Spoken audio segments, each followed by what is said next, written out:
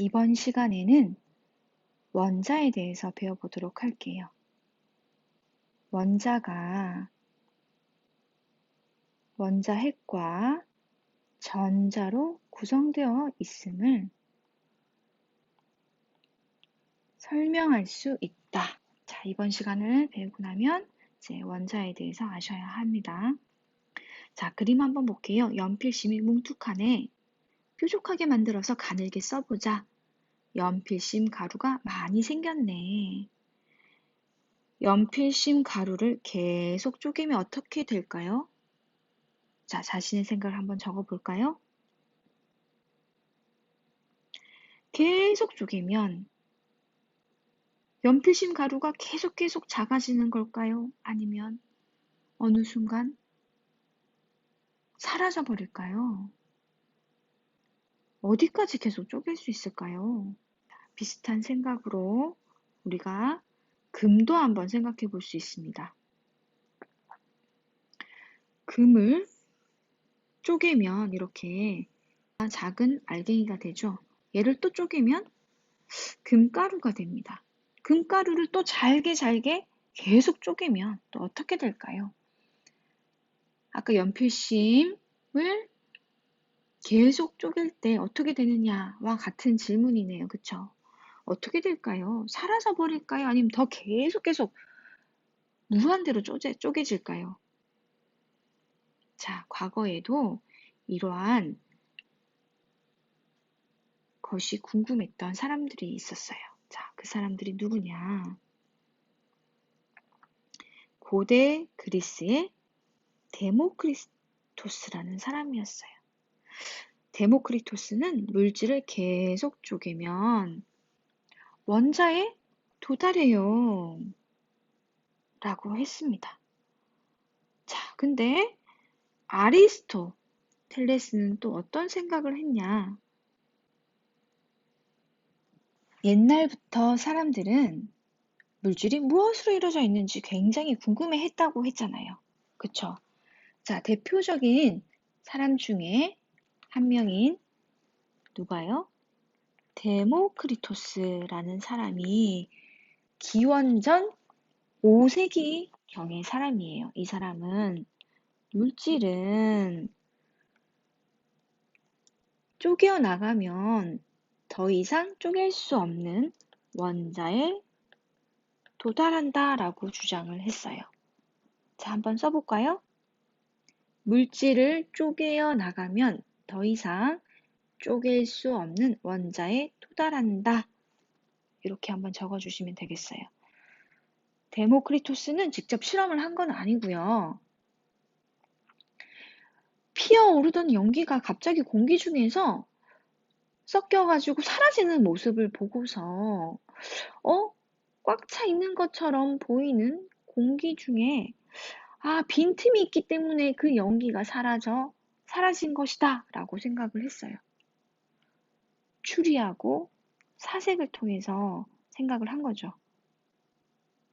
자, 근데 이제 5세기 때 데모크리스 이후에 자, 기원전 4세기 누가 나타나죠? 아리스토텔레스라는 사람이 나타납니다. 자, 이 사람은 어떻게 생각했느냐? 없는 것을 존재한다고 하는 것은 모순이다. 자연은 진공을 싫어한다. 그래서 물질은 연속적이어서 계속 쪼개다 보면 나중에는 아무것도 남지 않는다. 라고 연속설을 주장했어요. 계속 쪼개다 보면 아무것도 남지 않고 없어진대요. 자, 한번 써볼까요? 물질은 연속적이어서 계속 쪼개다 보면 나중에는 물질이 없어진다. 이게 연속설이 됩니다. 적으셨나요? 네, 그럼 넘어가도록 할게요. 자, 근데 이 데모크리토스의 이 입자설이 어떻게 해요? 근대에 와서 돌턴의 원자설로 발전했다라고 했어요. 그쵸? 자, 그럼 돌턴이 주장하는 생각은 뭐냐? 물질은 더 이상 쪼갤 수 없는 뭘로 이루어져 있다. 데모크리토스와 같은 생각입니다. 뭘로 이루어져 있다? 쪼갤 수 없는 원자로 구성되어 있다. 그리고 원자의 종류가 같으면 크기와 질량이 같고 원자의 종류가 다르면 크기와 질량이 다르다라고 주장했습니다.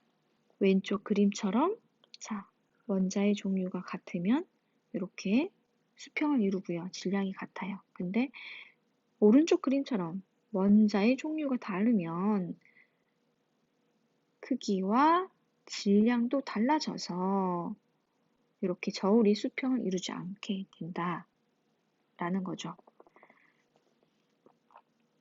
자, 그 다음에 원자는 없어지거나 새로 생기지 않는다.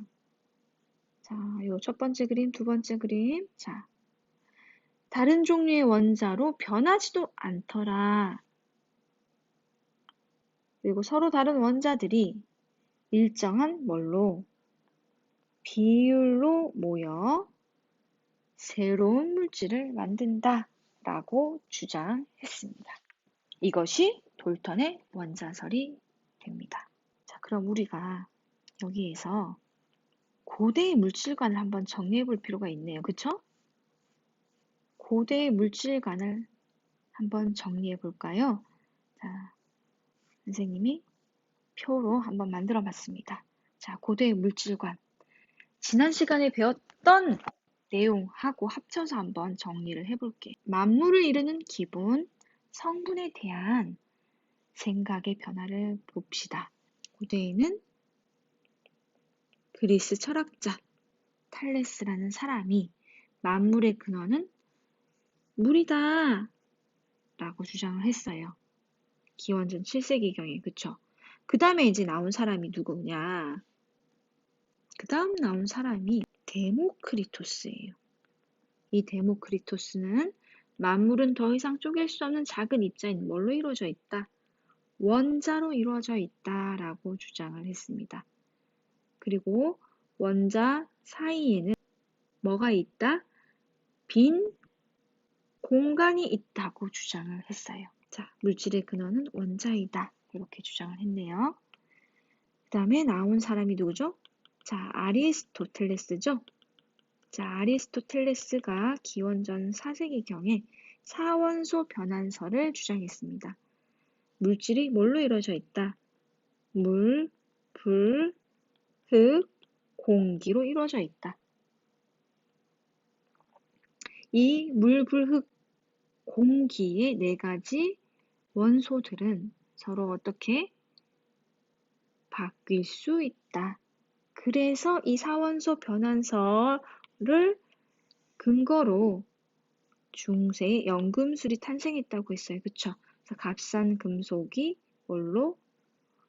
금이나 음이 될 수 있다. 라고 주장한 게 이 연금술이죠. 자, 근대로 와서 모든 물질을 이루는 기본 물질은 뭐다? 원소다. 이 원소는 더 이상 분해할 수 없다는 자, 원소설을 주장했습니다. 누가요? 네, 보일이라는 사람이 주장을 했어요. 그리고 또 누가? 라브 아지에라는 사람이 또 이 원소설을 실험을 통해서 주장을 했죠. 그래서 여러 가지 실험을 통하여 뭐가 사원소설이 어떻다? 잘못되었다 라는 것을 증명하였어요. 자, 그 다음 오늘 배운 내용이죠. 데모크리토스가 입자설을 주장을 했는데 이 입자설이 근대로 와서 뭐로 발전했다? 돌턴의 원자설로 발전했다라고 이야기를 했어요. 모든 물질은 더 이상 쪼갤 수 없는 가장 작은 입자인 원자로 구성되어 있더라. 원자에 대해서 조금 더 자세히 살펴보도록 할까요? 자, 원자란 교과서에 뭐라고 나와 있죠? 물질을 구성하는 기본 입자를 원자라고 한다라고 나와 있네요. 같이 한번 적어 볼까요? 자, 물질을 구성하는 기본 입자를 우리가 원자라고 하더라. 자, 원자의 중심에는 뭐가 있더라? 그림 함께 보면서 이야기를 해볼까요? 네, 원자의 중심에는 원자핵이 있네요. 누가 있다고요? 원자핵이 있다고요.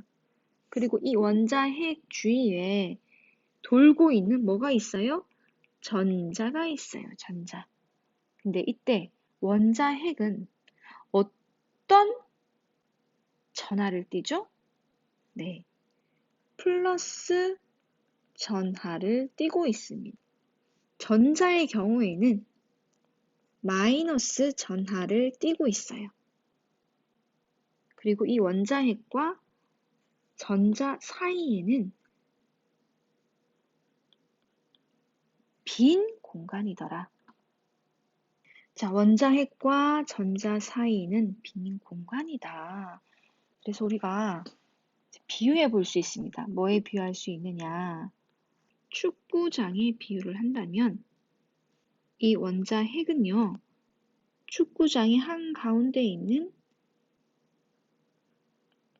유리구슬에 해당한다 라고 볼 수 있습니다. 그만큼 텅텅 비어 있다는 거죠, 공간이. 네, 공간이 텅텅 비어 있어요. 그리고 원자의 질량은요, 뭐의 질량과 같다? 전자의 질량은 너무 작아 무시할 수 있을 정도예요. 따라서 원자의 질량은 그럼 뭐의 질량과 거의 같다고 볼 수 있겠죠? 원자의 질량은 뭐의 질량과 같다고 할 수 있나요? 전자의 질량이 너무 작아서 무시할 수 있다면 남는 것은 뭐죠? 원자핵이죠. 자, 원자의 질량은 원자핵의 질량과 거의 같더라. 그리고 원자는 전기적으로 어떤 상태다? 중성이다 라는 거죠.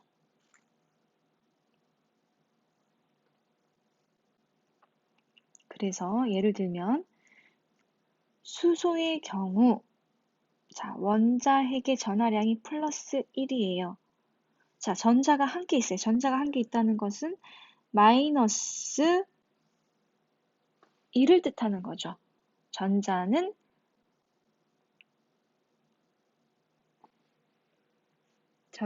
마이너스 전하량을 뜻한다고 했으니까 전자 한 개는 마이너스 1을 의미합니다. 따라서 플러스 1과 마이너스 1을 더하면 어떻게 되나요? 0이 되어서 우리가 중성이라고 이야기를 해요. 그러면 탄소 한번 그려볼까요? 탄소의 경우에는 플러스 6이 됩니다. 플러스 6이 되겠고요. 이 원자핵 주변에 누가? 전자가 선생님이 뭐라고 했어요? 자, 원자는 정기적으로 충성이다. 그리고 플러스 전하 원자는 정기적으로 충성이다. 어떻게 중성을 띠느냐? 수소의 경우에는 원자핵이 한 개. 자, 플러스 전하가 플러스 1. 전자가 하나여서 마이너스 1의 전하량을 띠고 있어요. 한 개니까 마이너스 1 곱하기 1. 자, 플러스 1 해주면 어떻게 되나요?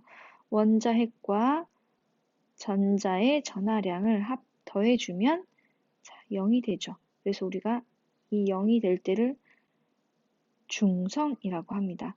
원자핵의 전하량과 전자의 전하량의 합이 0일 때를 우리가 중성이라고 이야기를 해요. 그럼 탄소 역시 마찬가지예요. 탄소는요, 원자핵의 전하량이 자, 플러스 6을 가지고 있어요. 그럼 전자의 개수는 몇 개? 6개가 됩니다. 그래서 플러스 6 더하기 자, 전자가 6개니까 마이너스 1의 전하량 곱하기 6이 되겠네요. 그쵸? 그러면 뭐가 되나요? 0이 되죠. 자, 이렇게 원자핵의 전하량과 전자의 전하량의 합이 0이 되는 경우를 우리가 뭐라고 한다? 중성이라고 한다. 플루오린 역시 마찬가지예요. 전자가 9개다 라는 것은 원자핵의 전하량이 플러스 9를 띠고 있다는 것을 의미하죠. 그래서 플러스 9와 마이너스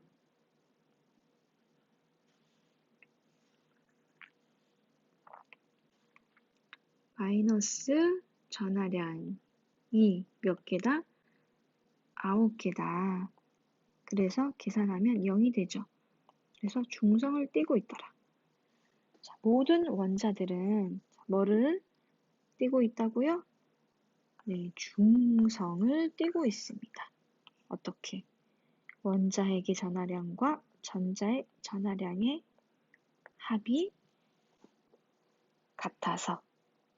자, 탄소와 플루오린의 원자 모형은 자, 각자 한번 그려보도록 하겠습니다. 요거는 숙제예요. 자, 그럼 마지막으로 원소와 원자는 어떻게 다른가? 한번 정리를 해볼까요? 과일 바구니 그림을 한번 볼게요. 바구니 안에 자, 뭐가 들어있어요? 사과와 배와 귤이 들어있네요. 자, 우리가 사과, 배, 귤이라고 하는 것은 뭐를 의미하죠? 과일의 종류에 해당하죠. 이 과일의 종류에 해당하는 것이 뭐다? 원소이다 라는 거예요. 자, 그랬을 때 자세하게 한번 볼까요? 사과는 몇 개죠?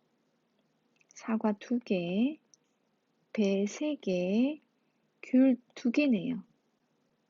자, 이렇게 과일